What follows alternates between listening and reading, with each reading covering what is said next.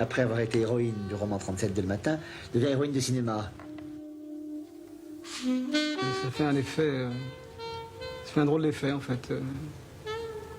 Quelque chose d'assez bizarre de voir qu'un personnage qui, en fait, n'est rien d'autre que des mots et des trucs qui sont très, très fugitifs pour moi, ça devienne quelque chose de personnage vraiment de chair et tout.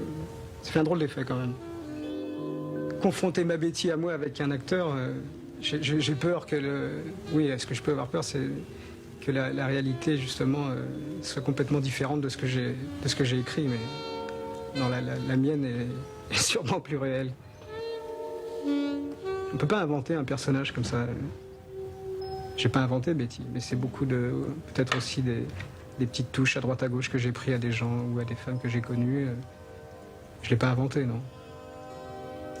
C'est pour ça que j'ai pas vraiment peur du personnage de Benex. Je trouve que pour la poitrine, c'est dommage parce que c'est... Tu vois, ça, c'est pas... Je sais pas, je crois. Regarde. C'est le soir, lui, applique. C'est dommage, tu vois. C'est beau de tu vois, il est un profil. peu large. Le profil, c'est beau aussi, ça, Jean-Jacques. Elle m'a fait penser à une fleur étrange munie d'antennes translucides et d'un cœur en sky mauve. Et je connaissais pas beaucoup de filles qui pouvaient se fringuer comme ça avec autant d'insouciance. Ouais, comme ça, c'est dommage de lui cacher ça.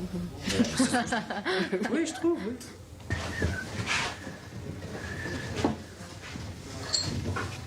C'est notre chauve-souris.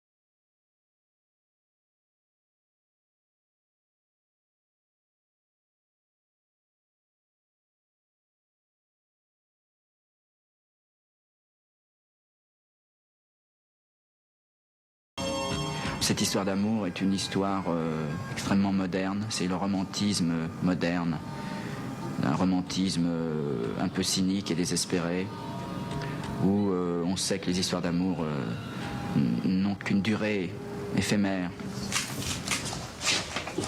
Baisse un peu la tête un peu plus en avant, le menton un peu plus baissé, voilà, oui, oui, oui.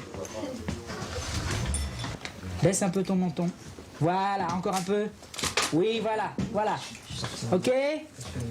Prêt. Voilà, formidable. Moteur. Pour le silence. Non. Ça tourne. Annonce. C'est la première fois qu'on est dans la lumière. Coupé. Coupé. Bon.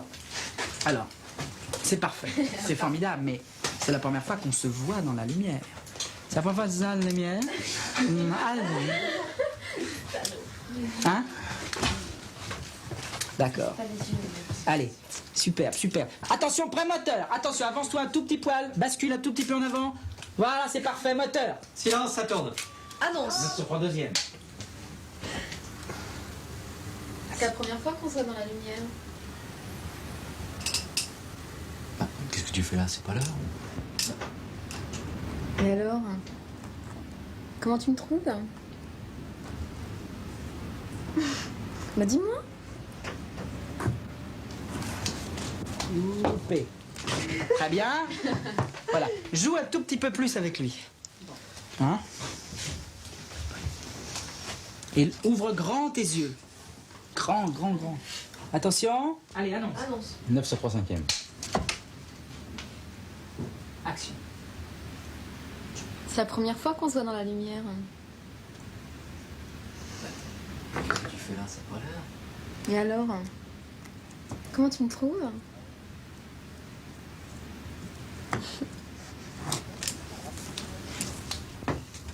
Coupé, celle-là est superbe. Allez, on la double. Très bien. Hein? Prends encore plus de temps. Hein? C'est la première fois qu'on se voit dans la lumière. Mais c'est pas l'heure. Silence. Tu regardes autour de toi. Et alors? Et c'est l'histoire quand même d'un homme qui raconte une femme. Et à travers la femme, il se raconte lui. Et il est intéressant de voir que cette femme, elle est tout ce qu'il n'est pas. Elle ose faire des choses qu'il n'ose pas faire. Elle a du culot alors que lui est lâche. Elle a une violence que lui n'a pas. Et elle l'amène à devenir violent, à devenir ci, à devenir ça. Je crois que c'est une femme mythique.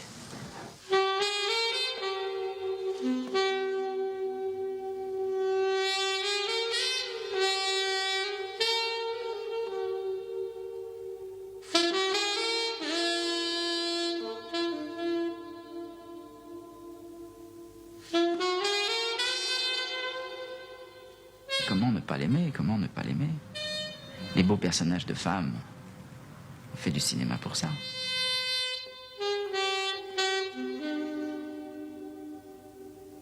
Il aurait fallu qu'elle comprenne que le bonheur, ça n'existe pas. Que le paradis, ça n'existe pas. Qu'il n'y a rien à gagner, rien à perdre. Et que pour l'essentiel, on ne peut rien changer.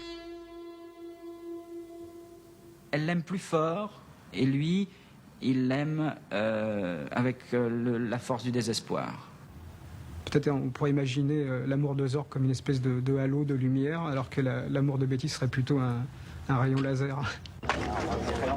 C'est bien ça existe bien quelque part le paradis. Hein, pour toi, pour moi. Remontez-le, c'est pas la peine. Pour toi et moi. Ça existe bien quelque part le paradis. Pour toi et moi. Il y aura ça qui viendra après le plan de l'autre côté, large. Oui. Il y aura celui-là, d'en dessous, tu vois, avec le manège. Hein, ouais. Et puis il y a ça et ça. Si on s'achetait un bateau, Betty. Hein?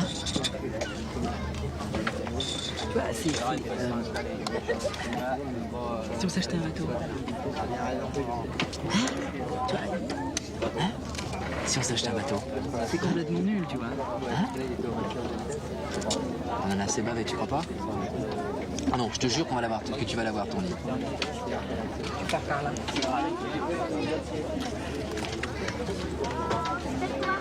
Et là, il y aura un petit travelling un peu plus tard. Sur elle, quand il s'en va. On avance, on avance, on avance, on avance, on avance, on avance.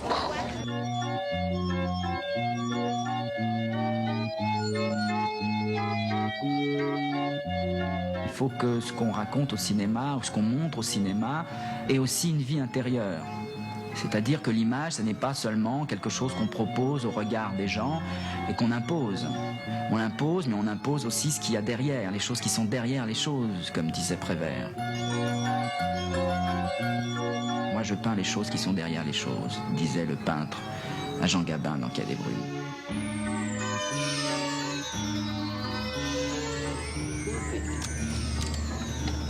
C'est coupé!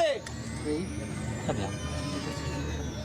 J'ai beaucoup d'admiration en plus pour ce que fait Benex et pour son travail. Et c'est un auteur en fait, alors donc j'attends de lui qu'il amène tout son art, toute sa force. C'est important quand même. On passe de toute façon de quelque chose d'écrit à quelque chose qui est très visuel, qui est le cinéma. Je ne peux pas m'attendre à une espèce de transposition exacte de ce que j'ai fait.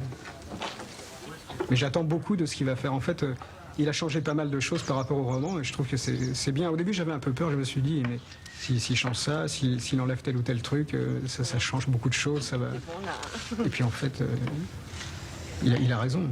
Il faut qu'il change tout ça. Il faut qu'il change. Il faut qu'il adapte ce truc-là pour le cinéma. C'est bien. Action! Je t'en supplie, arrête.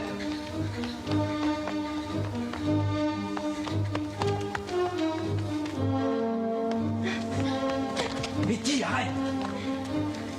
Betty! Arrête, Betty! Arrête! C'est fini.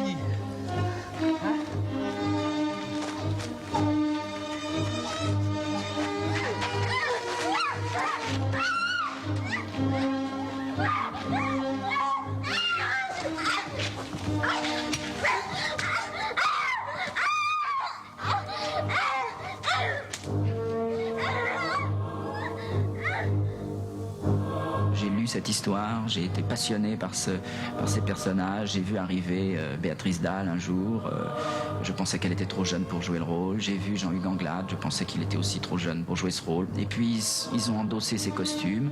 Et puis aujourd'hui, il y a une force dans leur rapport, dans ce qu'ils sont, dans leur jeunesse, qui est très, très grande. Et il est absolument évident qu'il s'est passé quelque chose. La qualité de ce qui s'est passé, ce qu'il en restera, je n'en sais rien. On verra. Comme ils sont prêts à faire, ils se trouvent dans la boue. Qu'est-ce qu'il a, cette putain de verre? Pour le cinéma, c'est bien ça.